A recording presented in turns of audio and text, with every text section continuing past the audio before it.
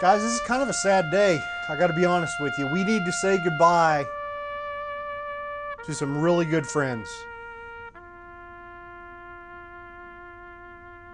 This is my 60th 300 Blackout video. And if we go all the way back to the very first video, I took a big batch of Lake City 556 brass and converted it to 300 Blackout. Had no idea what I was doing, but somehow got there in the end.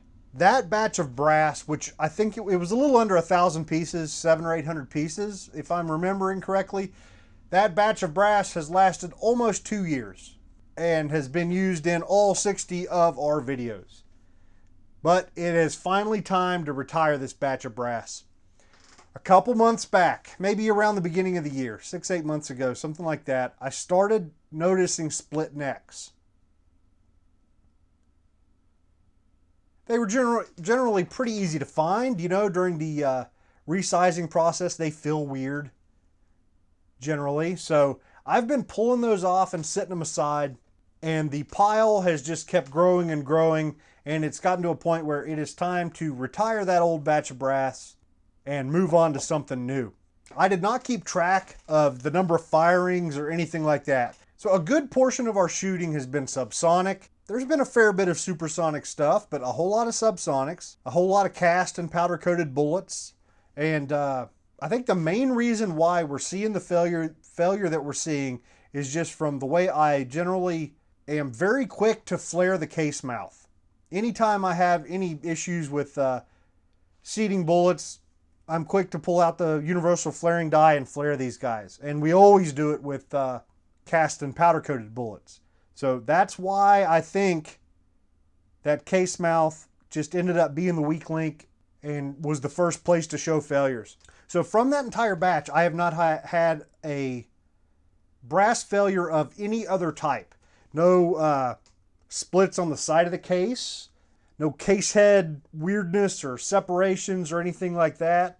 The primer pockets are still totally serviceable.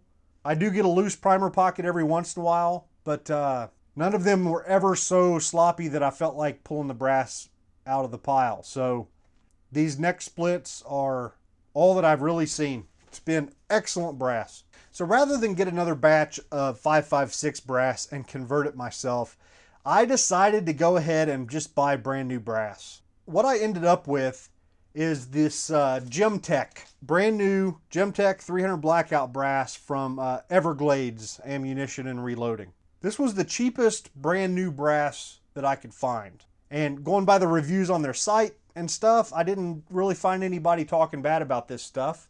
So I thought I would give it a try.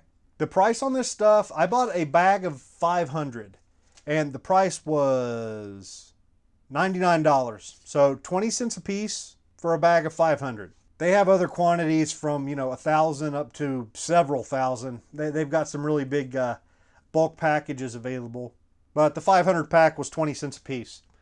They do offer converted military brass that's already converted and ready to go, and that's only 15 cents a piece. And then they've got like a, they call it grade 2, which I guess is converted brass that's somehow crappy, and they sell it as grade 2. You can get that for 13 cents a piece. I just wanted to try something new, wanted to try this this new brass out because I feel like we've done a really good job of showing that, converting your own Lake City brass does just great. Did I ever finish my thought on the number of firings of our old Lake City brass that we converted? I would guess probably 15 to 20 firings. I didn't keep very good track of, how many firings we had and all of that. But if I had to guess, I would say something like 10 to 15 firings. I think that's a pretty admirable brass life, especially considering how much it gets beat up in an AR action. Pretty much all of these guys have got scrapes on the sides of them in multiple places from the barrel extension.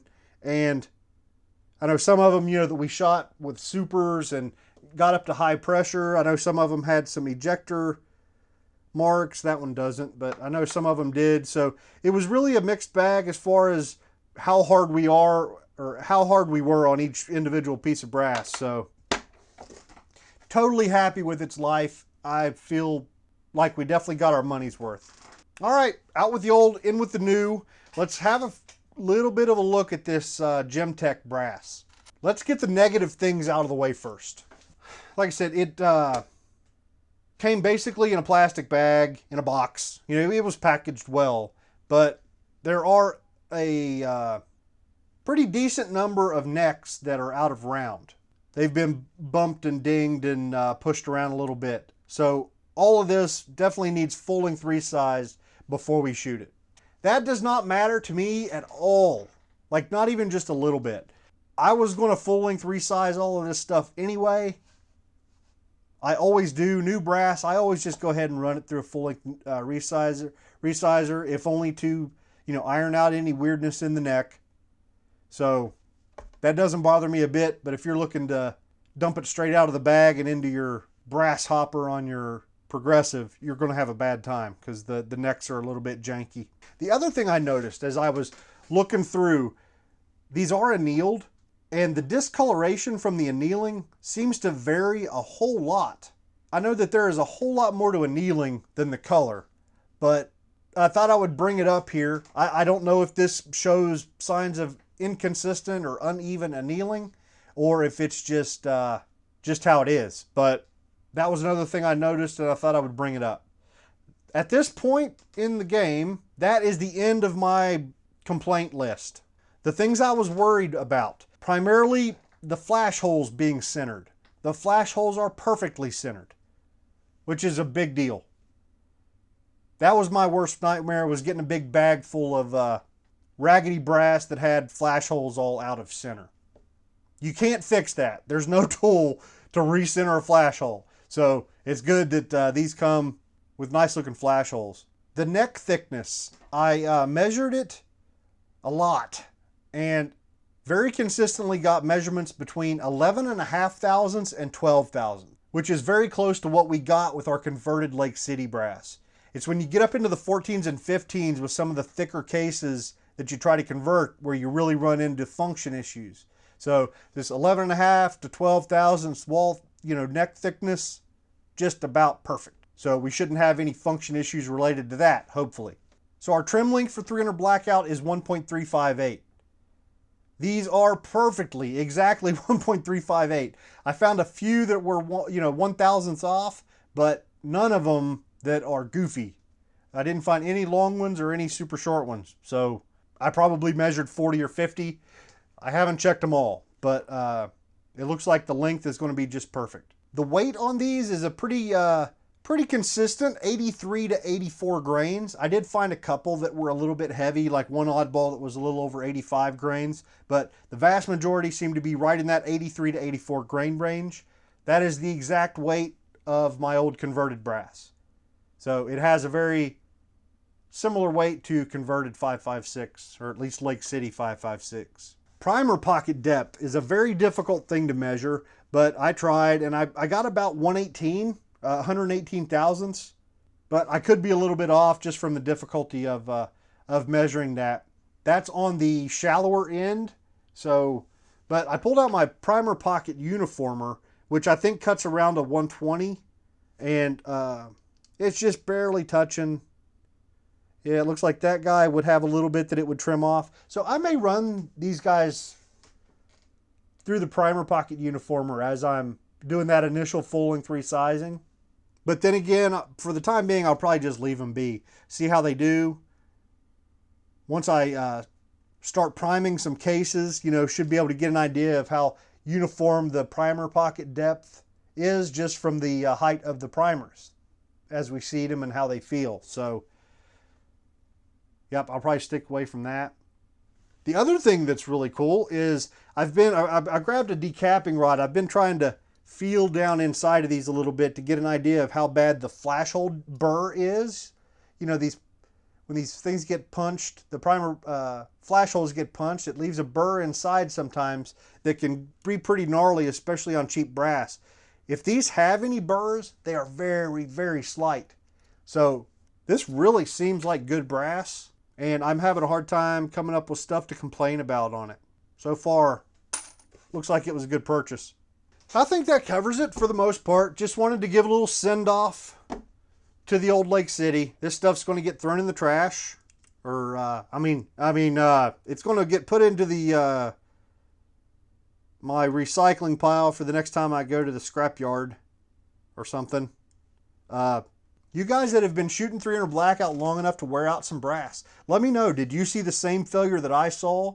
Or was it something else that finally made you decide to retire a batch of brass? All right, I think that's it. Oh, there's one thing I want to show you guys real quick. This is a new barrel for my 8.5 inch SBR. I am going to replace that 8.5 inch Rainier Ultra Match with this 8 inch CMMG. Haven't been all that happy with the accuracy out of the Ultra Match lately, and I wanted to try this guy because this is a 1 in 7 twist, where both of my existing barrels are 1 in 8. So this is what's coming next. I'm going to be throwing this into the SBR. We'll do a video on the barrel, similar to the video I did for my 5.56 barrel that I just bought. So we'll be doing a video like that, and then after that, then I can get busy on completing some more work on the Rainier wedge bullets that I've been promising for so long. But this is going to work out, right? Because we'll have the new barrel in there and tested before we start screwing around with those guys. So, all right, I will see you guys next time.